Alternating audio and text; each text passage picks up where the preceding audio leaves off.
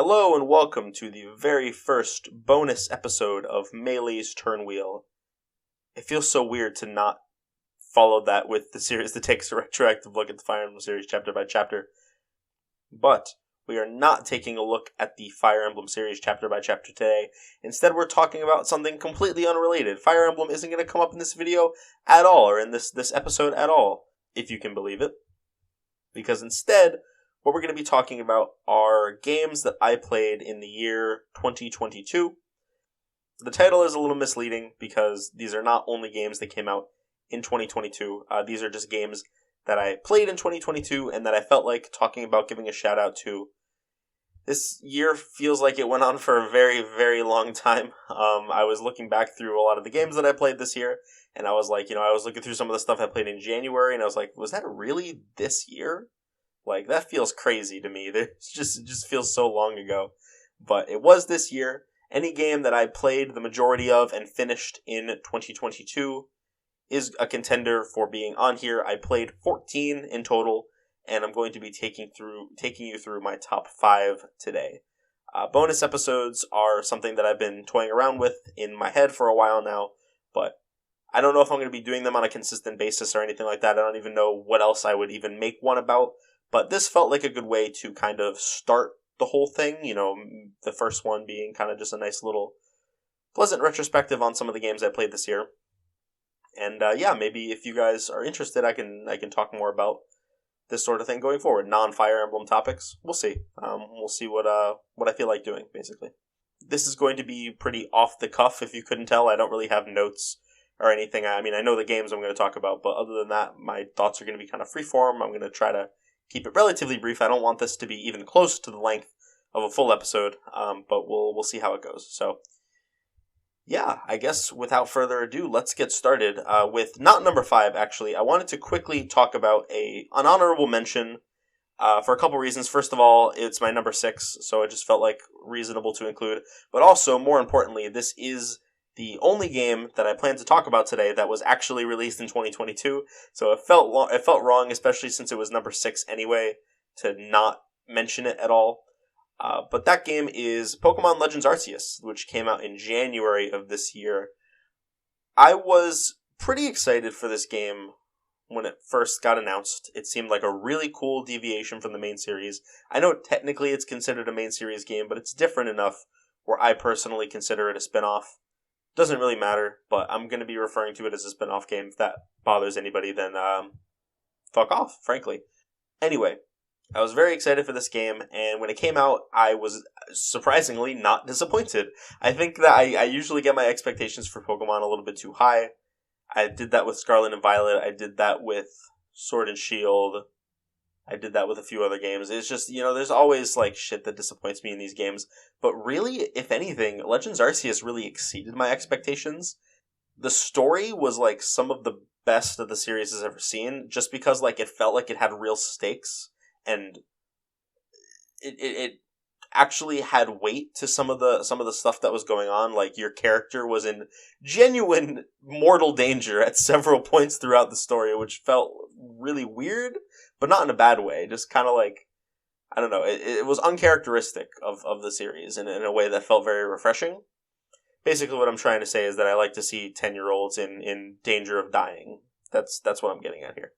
But no, I think it was a nice, refreshing change of pace. The gameplay was very fun. I liked the new way to catch Pokemon, being able to kind of aim the Pokeball independently of using Pokemon and battling them. Being able to sneak up on them was really fun. The traversal mechanics were all really interesting. I don't remember what they were called, but the ride Pokemon, basically. That was all really fun. I enjoyed it a lot. And yeah, it ended up being, it's probably even currently my favorite game in the entire series. I like it a lot, including spin-offs. I think it's just generally the best experience I've had with any Pokemon game, and I'm really hoping that they make a sequel at some point, although the sales figures show maybe they're just going to stick with the traditional main series from now on, but who knows? I can dream. Yeah, I didn't want to go into too much detail on that one because it is just an honorable mention, but going forward, I am going to be talking a little bit more in depth about each of the games and what I thought about them. So let's go ahead and get into the actual first one, the real number 5, which is Shadow of the Colossus. I played this game actually quite recently. I bought a PS4 around my birthday, which is in October. And actually, I think it was on my birthday that I got the PS4. So I went home. I had Shadow of the Colossus. I've had Shadow of the Colossus on my shelf for at least a year, maybe 2. Because I thought I was getting the PS4 a long time ago, but long story short, it just didn't work out that way. Anyway, I had the copy of Shadow of the Colossus ready to go. I went home and immediately popped it in and started playing. And I had never played Shadow of the Colossus before, but I was very excited because I've heard so many fantastic things about it. And it absolutely lived up to my expectations. I mean, the boss fights were almost all really fun and interesting, and each of them kind of presented a new, unique challenge. Some of them were the early ones were pretty easy, but that was fine, especially the first one. It's kind of meant to be more of a tutorial boss. And then the second one kind of lets you use the horse a little bit, aggro. That was really fun. And overall, just the increasing scale of these bosses, and then sometimes they would kind of rein it back down a little bit for some of the smaller ones. Each of them just felt so unique and so memorable in their own ways. Even ones that would theoretically be really similar, like the bird over the lake, and then later on you fight the giant flying sandworm. In concept, those should be pretty similar because they're just, you're kind of flying. You're attached to a long kind of serpentine. I guess the bird isn't serpentine, but and you have to cling on for dear life as it flies over the terrain. But even those managed to feel really distinct and unique, and had more interesting ways to kind of approach fighting them. And it was a lot of fun. The flying sandworm in particular, I don't remember any of the names of the bosses. In fact, they're not in the game, actually. Maybe in the extras menu or something, but I'm pretty sure it was all either fan-made names or they were in the game code or something like that. Dev notes, I don't remember. But the actual names of the creatures are never really said in-game, at least as far as I could tell. But the giant sandworm, I guess not sandworm, but the flying sand, I don't know what kind of creature it was meant to be. I think it was called Phalanx, actually. I'm pretty sure that was the name of it. It was so much fun. That was by far my favorite in the entire game. It was so, the biome was really fun. I really like desert biomes in games. I think that as long as they're not overused, they can be very, very cool and provide all sorts of interesting encounters and mechanics and things like that. I really liked both of the flying colossi because they were the only ones that weren't aggressive towards you until you attacked them first. So it was very much you could tell the game was kind of trying to get you to feel bad, or at least think about your actions a little bit at various points. I definitely felt that strongest in the encounters with the flying colossi because they were just doing their thing. They were just minding their business. Let's see, what are some of the other highlights? The other flying colossus was really good, the bird. I really liked the underwater one. I liked the idea. I really liked the ones that made me really feel like I was clinging on for dear life. And I think that the birds really encapsulated that very well, but so did the one that literally made you it swam through the lake, and you kind of just have to, obviously you don't have to do it, but wander holding his breath and clinging on as hard as he can as he gets pulled through the water really fast. That was really cool. Of course, the final one was awesome, where it was a skyscraper-sized one, and just getting to it was probably the hardest part. That was really awesome. I generally liked all of them. The only one that I didn't like was the 9th Colossus? The one where you have to use the geysers to push it onto its back. That one sucked. I really didn't like that one. I think it really wanted you to use the horse, but I wasn't really any good at using the horse and also dodging the attacks and maneuvering around it. I don't know. It just didn't feel good to me. And then there were times where it was definitely over the geyser and it just didn't get knocked over for some reason. It was a whole mess. I played the PS4 version, as I mentioned, and I really appreciated that you were able to turn off the hints, because I know that was one of the biggest complaints people had about the game, is if you're fighting the Colossus for too long, like the guy who is having you hunt these guys down, he like chimes in with a hint, and then if you take too long again, he'll do it again. There's just no way to turn these off. I turned them off for almost all of them, and then the ones I did have them on for didn't actually help me. I think I needed to turn them on for. There was one that I couldn't figure it out even with the hint. I needed to look up a guide. I think that was number 15, with the giant monkey looking thing in the arena or whatever it is. I really had a fun time with Shadow of the Colossus. I would highly, highly recommend for anyone who hasn't played it, especially the PS4 version. It was an absolute blast of a time, and there seems to be some decent replay value. Like there's some time attack stuff in there. There's like secrets. I found out that there's like a place you can get, like a secret garden you can get to if you beat the game like a bunch of times, and you get like a really big stamina gauge. The atmosphere was incredible, and I mean, I know I'm far from the first person to point this out. Like, I think atmosphere is probably the thing that the game has received the most praise for. But seriously, just like traversing the world with it felt so serene, but also so hollow at the same time, because there was just no one there, nothing there. There's some animals, but really it was a very desolate place. There was ruins, and there was no, I mean, it would have been kind of unrealistic and goofy, so I'm kind of glad they didn't do this, but I always like ice biomes, and it was a little disappointing that there wasn't an ice biome, but not that it really matters. But yes, Shadow of the Colossus, excellent game, would definitely recommend to anyone who has a PS4, or I guess the PS3 version kind of sucks, from what I understand, but that's just what I've heard, I could be wrong. Never played it for myself. I guess if you somehow have a PS2 lying around, you can't go wrong with that either. Just get the original. That probably goes for a lot of money. I'm very excited to try out the other games. I guess they're not technically in the same series, but they are considered like, well, Eco, I think is like, well, it came out first and is kind of like directly connected to it. And then The Last Guardian seems more like a spiritual successor, but that seems pretty fun too. I'm going to try that out. But honestly, Shadow of the Colossus just, it's just really, it kind of, I feel like it kind of peaked with that. And I mean, I guess it's always possible that they make something better, but who knows. The soundtrack, oh my god, what a banger soundtrack, dude. The boss themes, get out of here. My favorite in the game actually ended up being, not any of the, I would say like the common picks. It was the one that they used for, I think for a couple of them, but I remember it mostly for the bird, the Colossus number 5. The song that they used for that was really fun, really intense, and really like encapsulated that feeling of just flying through the air at crazy speeds and just holding on, like absolutely nothing but your own strength keeping you alive, basically. Like that intensity was really, really encapsulated through that music, and I liked it a lot. But there are also, obviously, plenty of other great songs in there as well. So, if nothing else, go look up the soundtrack, I guess.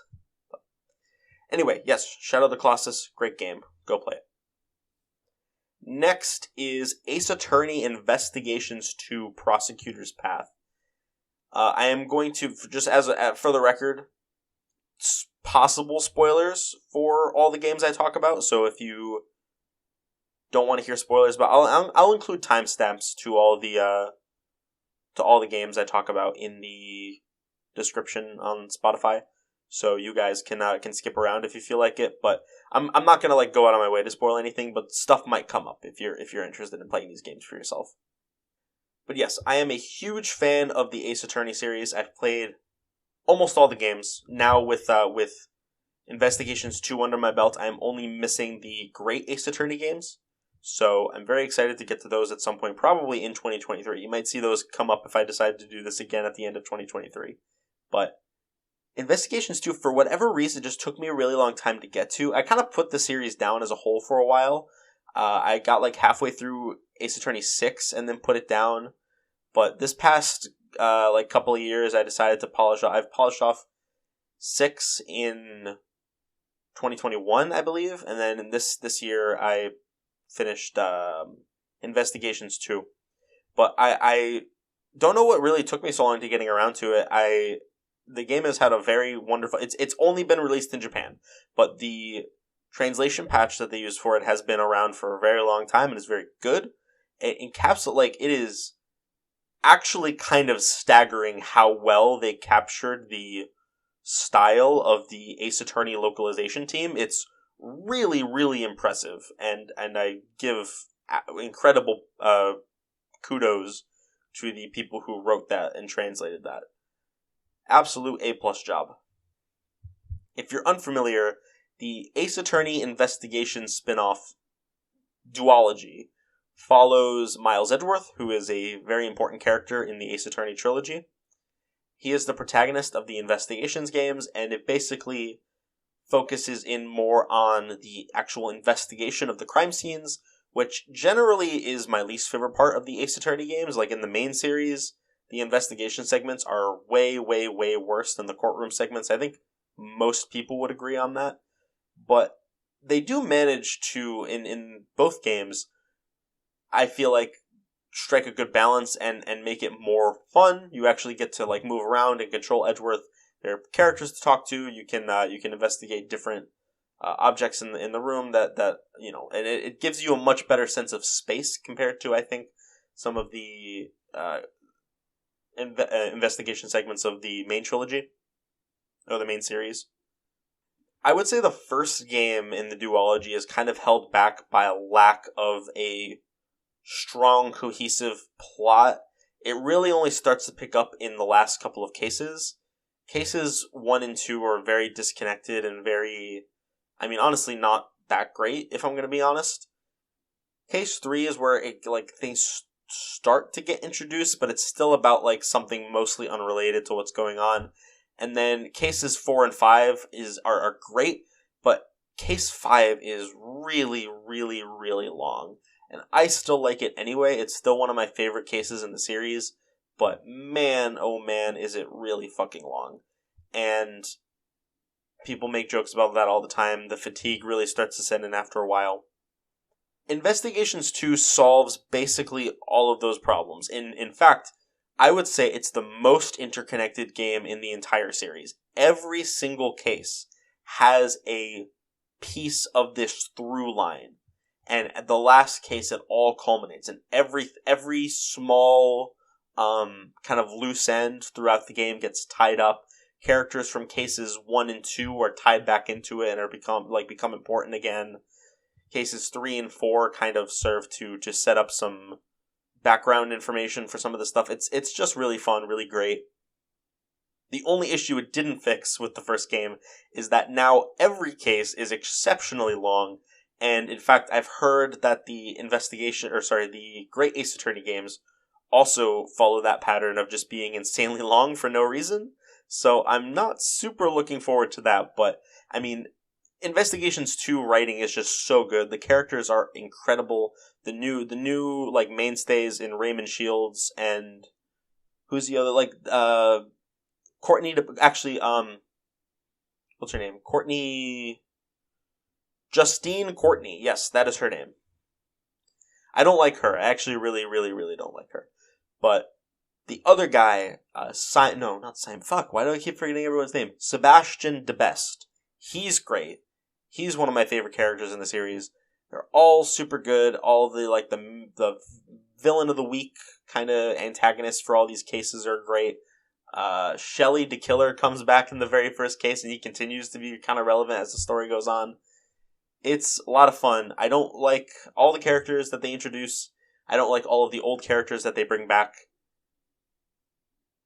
But still really fun. I would say the third case of Investigations 2 is genuinely a contender for one of my favorite mystery game pieces of writing in general.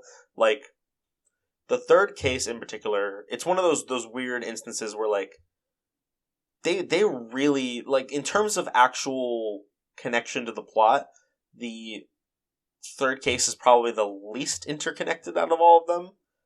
But instead, what they do with that is they kind of split it in half, and then one half you play as Edgeworth's dad.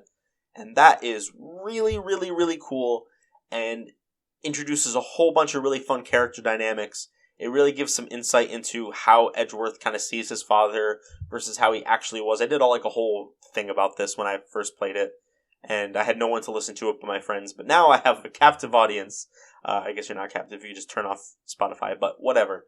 Basically, what I really like about that is you kind of get to see Edgeworth's dad in action. You kind of get to see that he was kind of quiet and stoic, but also very kind and didn't take himself super seriously. And it becomes increasingly obvious as the case goes on that Edgeworth is trying to emulate the parts of his dad that he remembers from when he was a kid. So that kind of stoicism, that kind of stone-faced facade of, unflappableness. But he, completely misunderstands what his father was actually like. And now that he gets this new connection in the form of Raymond, who actually knew Gregory really well, and he's kind of trying to, push Miles towards being more like his father, like the real Gregory, it's just fucking so good. And Case 3 is it my favorite case in the series? No, I really like Justice for All Case 4 too much, but it's up there. It really, really is. I love Case 3 a lot. So, anyway, that's enough from me about that. Really good game. It obviously you need, the problem with this game is that you need a ton of context. You need to play at least the original trilogy of Ace Attorney games, and then also the first Investigations game. So it's kind of a haul. If you've never played Ace Attorney before, I obviously don't recommend that you start with Investigations 2. But man, if nothing else, just play the first couple games. It's a really good series. It's just so high energy and fun, and filled with all sorts of fun, quirky characters that make it really memorable and a great experience. Alright, this one's going to be pretty simple. I don't really have a whole lot to say about this one. But I am a big fan of the Hitman games. I shouldn't really say that, actually, because I've only played, prior to the game I'm about to talk about, I'd only played Hitman Blood Money. And it was really, really good. I liked it a lot. And so I wanted to kind of try out more of the series, and through some circumstance or another, I don't really remember, I ended up with Hitman 2 in my Steam account, and I decided to play it at the beginning of this year. Hitman 2 in 2016, I think, they did a reboot, and they started with Hitman. It was just called Hitman, kind of like a Sonic the Hedgehog deal with Sonic 06. But except it was good, actually. And apparently Hitman 2 was even better. So I haven't played the original, but Hitman 2 was a blast. It's really if you've never played a Hitman game before, I mean, you play as a Hitman, obviously, and you are given certain targets to kill. But what makes them so fun is that the options you have for doing the deed are really, really, really extensive. And there's all sorts of achievements for, never getting caught. And only, never using a disguise. Because you can use disguises to get into places you shouldn't be. There's options for making all of your deaths look like an accident. That one's really easy to do. Because all you have to do is, knock someone out and then, throw them out a window. So, at least in Blood Money. I don't remember if that works in Hitman 2. Anyway. It is a really fun sandbox shooter, basically. And you can kind of choose to be stealthy, or you can kind of be a little bit more brazen. And it has a ton of replay value, both for optional challenges, as well as doing things in different ways or in a different order. There's challenges involving, because certain ways to kill people are only accessible for certain time periods. So if you start a map, maybe someone, one of your targets will be in a garage, and you can, turn on the car or something, and that, kills them with carbon monoxide. I don't know. I don't think that's actually in the game, but it's just an example, right? But maybe after the first 5 minutes, they leave the garage, and then they are in their hotel room for the rest of the game. Or for the rest of the mission. So your options for killing them kind of like change as the mission goes on, and if you are able to do it fast, then you might be able to do new ways that you never noticed before. It's just a lot of fun. It's just a fun sandbox game that is really a really good time to play around in, and I highly recommend playing it. Or if you want to start with Blood Money, that's also really fun. It doesn't have as many options, and it certainly doesn't look as good. In fact, it looks pretty garbage by modern standards, but it's still a pretty fun sandbox experience, and is much cheaper and much easier to run and takes up less space. So either way, I highly recommend the Hitman series in general. I mean, obviously it's very M-rated. You are playing as a professional assassin who is murdering people and could theoretically murder innocent people. There is an achievement for like no collateral damage, basically, which, you know, I typically try to go for. Oh, and Hitman 3 actually came out recently, and I own it, and I should play it, but I haven't yet, so I'm going to get around to that at some point. I bought it on the Epic Games Store, because for a very long time it wasn't on Steam, but I was like, man, I really got to get this game. So I bought it on Epic for full price, $60, which I almost never do, and then it came to Steam and immediately went on sale for like half off, and I was like, god damn it. So, yeah, it's unfortunate, but what can you do? Coming in at number 2, I have The Legend of Heroes Trails from Zero. Now, hear me out. The Legend of Heroes Trails in the whatever the fuck is a very long series of very long JRPGs. And I understand that most people don't have the time, the energy, or the drive, or the willingness to sit through all that. But I mean, you're just gonna have to take my word for it, guys. It's worth it. The Trails, how many games are there now? I think there's, in the United States, with like either official English releases or good translation patches, there are 9 games total. And then if you count the ones that are only in Japan, have not released in English yet, then we go up to, I think, 12. And all of these are dozens of hours long. So it is a very, very long series. But it is absolutely fucking amazing at build-up. It really spends that time building up the characters and the world and the conflicts and the story and the lore. And it's just all really, really, really good. Are they perfect games? Absolutely not. You know, every game has stuff that I don't like about it. I think the third game in the series, Trails in the Sky, the third, is another game that I played this year, and it didn't even come close to the top because I don't like it very much, if I'm going to be honest. It's not my cup of tea. So the games aren't perfect. But there's just something so amazing about the way that it handles its world and its story, and it's only possible with the way that these games are structured. You know, each kind of arc or saga of the series goes into like a different territory. So the first 3 games are focused on the country of Liberal and kind of all the exploits that happened there, and you know, you meet characters from other places and you kind of build up a connection to them.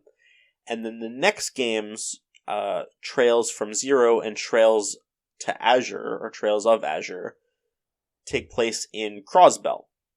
Now, I'm not going to bore you guys with like an explanation of Trails lore, but the fact that you can have 3 couple of dozen hour long JRPGs, and then 2 couple of dozen hour long JRPGs take place in the same world at around the same time, that have very little overlap, I think speaks to the scale of this world. And there is overlap, and when characters or events are referenced from the previous games, it's really exciting, and you know, you get to point at the screen and be like, oh, that's the thing I like, it's a cool thing, but it's honestly pretty restrained about it. It doesn't do it excessively, and when it does come up, it feels very special. Now, what makes Trails from Zero specifically so good compared to the other games? Because it is one of my favorite games in the series, and I think what it comes down to is it really captures the feeling of dragging yourself up from nothing. And I think the name From Zero captures that very well. Basically, you play at... Okay, so I'm just gonna rip the Band-Aid off. You play as cops. I know. Listen, stay with me. It's not all bad, I promise. Basically, you play as a section of police called the Special Support Section. And your job is to essentially be more in tune with like the needs of the common folk, because the police at this point, in Crossbell, are very focused on like protecting the rich and like focusing on stopping criminals, but there's not a whole lot of people who are in it for the little guy, and it kind of emphasizes that. And you're not very well liked. People think the police are fucking useless in Crossbell, which they are, frankly, and you don't have a very good reputation with the people. The Bracer Guild is kind of set up as your rivals almost, which is funny because they're like the protagonists of the first 3 games. So, or at least the first 2 games. So it's kind of set up as this mission to like make a name for yourself and fight back against the systemic injustices of the world and of the country that you live in. And that's just really powerful. I like the idea of not to get too morbid here or to get too cynical, but it is a little bit of a fantasy, I guess, to believe that, for me personally, it's a little bit of a fantasy to believe that there's stuff that can be done about this, that the little guy can do about systemic injustices in our world. But Trails from Zero makes me believe it, and it's really fun. All the characters all have kind of their own baggage that they bring to the situation, and they all have their own reasons for wanting to help out and things that they want to see improve about the world. It's just a lot of fun. And of course, it has all that classic JRPG goodness. The combat's pretty fun. The music is excellent. That's more of the micro story, but it also ties into the macro story of the entire Trails saga in ways that are really fun and interesting. I don't know. There's not a whole lot for me to say about it. I think it's hard to talk about it without getting into specific details, and not only do I not want to spoil it, but frankly, a lot of them wouldn't make any sense anyway, because, if you haven't played the first few games, so I'm not going to bother, but, man, it's just a good game, and it's not, unfortunately, I cannot recommend it as a starting point for the series, because some people have, which is weird to me. It is not a good starting point for the series, if you ask me, but if you are kind of like, if you like JRPGs, then you will probably like Trails. I think it encapsulates what so many people like about JRPGs from like a storytelling perspective. The kind of long form storytelling, the build up, the focus on the characters is just really fun and really cool. And I like it a lot. And I would highly recommend it to anybody who even has a passing interest in JRPGs. Alright. We're here. We finally made it to the number 1 game that I played in 2022. And speaking of JRPGs, we got another one. This time, it's a game that I've talked about a couple times already before, and that is none other than Persona 4 Golden. And yes, I did actually play that for the first time this year. One of the many, many, many, many reasons why it took me, there was like a huge 8-month gap, 10-month gap between uploads in the middle of Thracia. One of the things I was doing instead of recording this podcast was playing Persona 4 Golden. And I'd honestly not even that sorry, because you know what? Persona 4 Golden was very, very good. Now, elephant in the room, it has not aged well in a lot of regards. There's a lot of elements of the story that I think are very problematic by today's standards, especially a lot of its representation of non-heteronormative, like, Kanji is kind of, they kind of toy with the idea of, is he gay? And then there's like, nope, nope, not actually. He's just kind of, he's working through some shit. And Naoto, kind of working through her identity, like her gender identity, is kind of handled in less than ideal ways.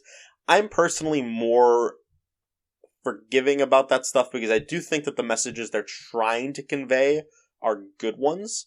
Especially in the case of Naoto, I think that her story of, feeling like she needs to be a man in order to gain traction and respect in the field of her choice is something that I think is going to resonate with a lot of women.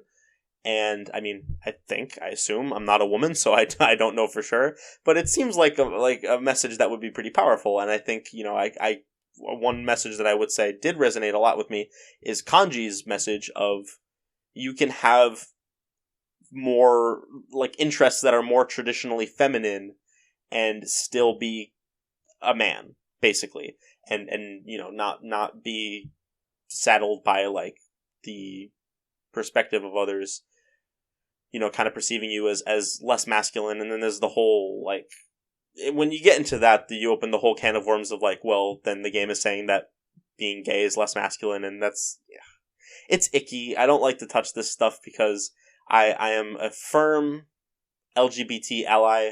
I always will be, always have been, but I'm not a part of that community. So I don't want to speak to anything that is, not accurate or, unintentionally offend somebody.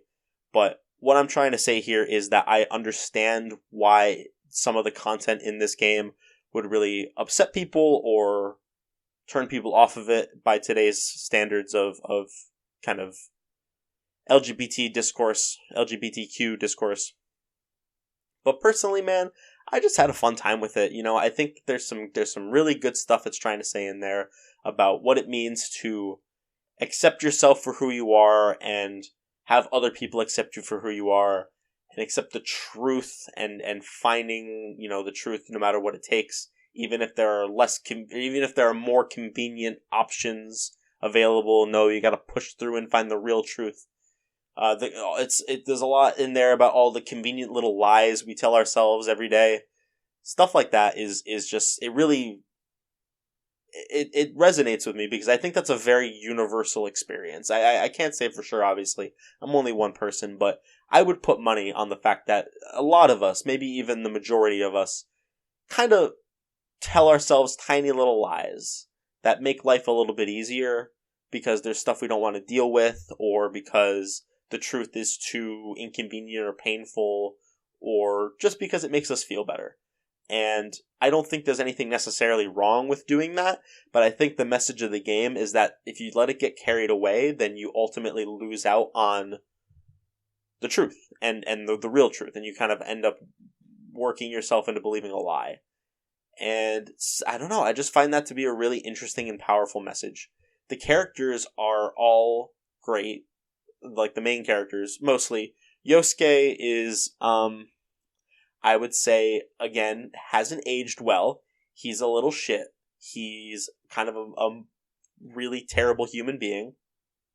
To a certain extent, I am willing to write it off as he is a fucking nasty-ass teenager and almost always gets his comeuppance for shitty things that he does. So I'm more okay with it than I am in other instances. And when he's not being a shithead, he's like pretty cool. So I'm okay with Yosuke. I don't have any, like, I don't hate him or anything. And then, I think the majority of the rest of the cast is all pretty good. I like Chie, I like Yukiko pretty well. Kanji is amazing. I like Naoto a lot. Rise and Teddy, they're okay, I guess. A lot of the supporting cast is great. I love Dojima. Dojima is one of my favorite video game characters ever because he is like an absolute train wreck of a human being who is just trying to not be a train wreck, and it's so good. He tries to be a dad to both his young daughter and the player who he takes in, and just fails miserably because he's just not a good dad. And he has so much emotional baggage that he never worked through, and he's just so good. I love him so much. I like the oh god, what's his name? It's been a while since I played the game. The basketball player. Is it just no? That's the protagonist's name. I don't remember what the basketball player's name is, but he's pretty cool. I like the old lady, the Death Arcana. She's pretty great, and a few of the others.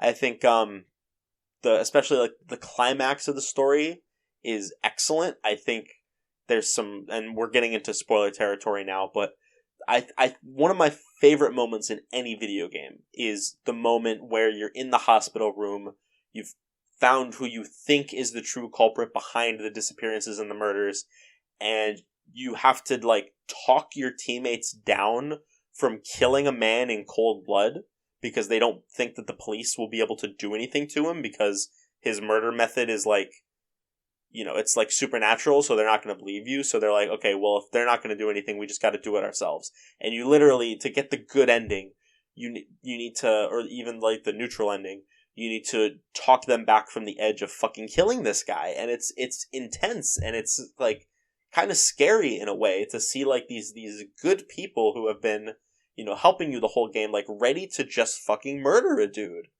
And I don't know, that really stuck with me, and it probably will for a really long time. I like it a lot, and it's genuinely one of my favorite moments in any video game.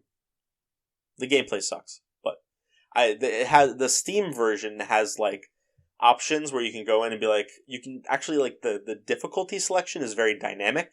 You can say, like, okay, well, I want to take a lot of damage, but I also want to do a lot of damage. So, like, everybody becomes like a glass cannon. Or you can keep, like, all the damage multipliers the same, but you can just turn your EXP gain, like, way, way up, and you get, like, a ton of experience after every battle. Stuff like that. Actually, I'm pretty sure all I did was turn experience up, but that basically made the game piss easy, which I'm fine with. I didn't really like the gameplay. This is all for, like, the writing and story stuff, which I just thought was excellent. And the music. I've said that about, like, every game on this list, but it's really true. The music in Persona 4 Golden is genuinely excellent, and I kind of go back and forth on which I prefer between 4 and 5 for the soundtrack, but no, definitely 4 is it's a good contender. I think the music is a little bit more up my alley in terms of, like, the way it sounds, but I do prefer in 5 how you can actually, like, understand what they're saying, and it is, like, relevant to what the context of the song is, but, it doesn't really matter. With 3 portable and 5 royal coming to all platforms, or most platforms, 4 Golden's been on Steam for a while. I highly recommend I highly recommend you check it out. If you're okay with kind of, like, just kind of covering your eyes and your ears and ignoring some of the really problematic parts. I usually hate the word problematic. It feels very, like, buzzwordy, but I can't really think of a better word for it in this case. Like, there's a line that Naoto says that just really, like, in the year 2022, just reading it is like, where she's like, what'd she say? I will one day turn from child to adult, but I will never turn from woman to man, or something like that. And I mean, I get what they were trying to say, but it's just like, that's unfortunate. But if you're willing to put stuff like that aside and just really, understand this is a game that came out by, in the mid 2000s and was written by Atlas writers who, at least as far as I can gather, have pretty conservative social values. It's still a good story. It still has some really great characters, and I highly recommend it to anybody who has any interest in JRPGs. It's great. Absolutely love it. And it was my favorite game that I played in 2022. And that was in January, so it all went downhill from there. No, but Shadow of the Colossus, of course, I just played pretty recently. But, so it's been a pretty consistent year for gaming for me overall. I've been really enjoying having a PS4, and I'm excited to play many more games on that. I am hoping to have a very solid number of games under my belt at the end of 2023, and if I do, then I will probably do an episode similar to this for that. But obviously, that is a full year down the road, so let's not get too ahead of ourselves now, shall we? Alright, I think that's about it from me. I hope you guys enjoyed this. Again, I don't know what the plan for stuff like this is going forward. I don't really want to make talking about non-Fire Emblem stuff like a very common habit. I'm definitely not going to do it on, like, a super regular basis. But basically, anytime there's, like, something I'm really feeling the itch to talk about that's not Fire Emblem related, I will put it into a bonus episode, and hopefully it'll get similar levels of engagement. I mean, the main episodes don't get a ton of engagement anyway, which is fine. But so it's kind of a low risk thing, I guess. I just like talking about stuff. So if there's anything that you're interested in hearing me talk more about, any games or shows you've heard me mention before, you're curious about more in-depth thoughts on, maybe I'll get Spike to come back on, or another co-host, or whoever. So I'm rambling at this point, and I am hoping that, this episode is already going to be pretty long. I'm hoping with editing it gets down to under 45 minutes, but we'll see. So yeah, I hope you guys have a great rest of your day, and see you all in the next main episode. Bye bye.